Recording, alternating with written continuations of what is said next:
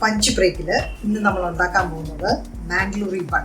നമുക്ക് എല്ലാവർക്കും ചേർന്ന് മാംഗ്ലൂരി ബൺ ഉണ്ടാക്കാം. മാംഗ്ലൂരി ബണ്ണിന് വേണ്ടിയത് ഒരു റോബസ്റ്റ പഴം, അത് 2 ടേബിൾ സ്പൂൺ പഞ്ചസാര ഇട്ട് നമുക്കൊന്ന് സ്മാഷ് ചെയ്തു.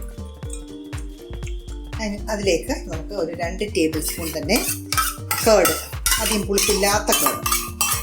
ഒത്തിരി പുളിയുള്ളതാണെങ്കിൽ ബണ്ണിന് പുളി കൂടിപ്പോകും. അതുകൊണ്ട് നമുക്ക് പുളി കുറഞ്ഞ കേർഡ്.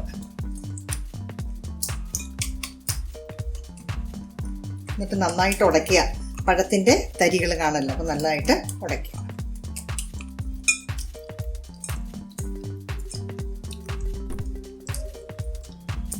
ഇനി അതിലേക്ക് 2 കപ്പ് അളവിന് മൈദ,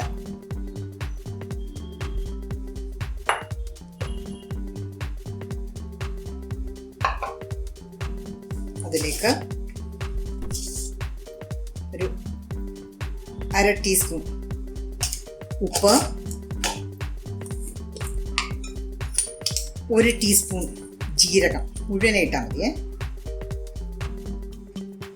അതാണ് മാംഗ്ലൂരി ബണ്ണിൻ്റെ ടേസ്റ്റ് തരുന്ന സാധനം. അതേപോലെ തന്നെ 1 ടീസ്പൂൺ നെയ്യ്. ഇതിനെ നന്നായിട്ട് നമുക്ക് കുഴച്ചെടുക്കാം. കണ്ടോ, വെള്ളം ഒന്നും ചേർക്കേണ്ടി വന്നില്ല.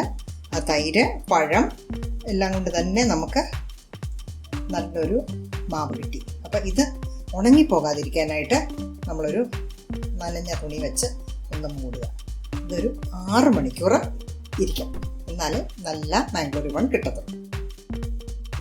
അപ്പം 6 മണിക്കൂർ കഴിഞ്ഞ് കണ്ടോ, മാവ് കണ്ടോ, നല്ല പരന്ന് നല്ല സോഫ്റ്റ് ആയിട്ടിരിപ്പുണ്ട്. അപ്പം നമുക്കിതൊന്ന് ഉരുട്ടി ഒന്ന് പരത്താം. ഓക്കെ, അപ്പം നമുക്ക് മാവിൻ്റെ അകത്ത് മുക്കിയിട്ട്, പൊടിക്കകത്ത് മുക്കിയിട്ട് ഒന്ന് റൗണ്ട് ഷേപ്പിൽ പരത്തിയിടാം. ഭയങ്കര നൈസായിട്ട് ചപ്പാത്തിക്ക് പരത്തുന്ന പോലെ പരത്തല്ല, ഒരു സ്വല്പം കട്ടി വേണം.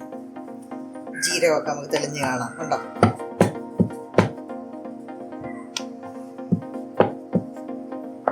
ഈ പരുവത്തിൽ നമുക്ക് പരത്തി.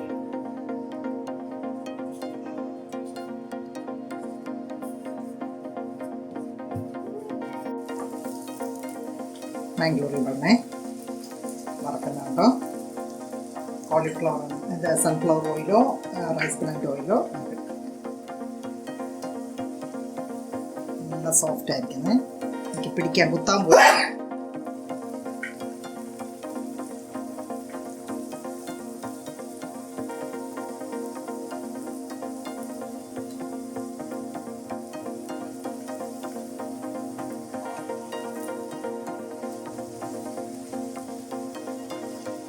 പൊങ്ങി വരുന്നുണ്ടോ?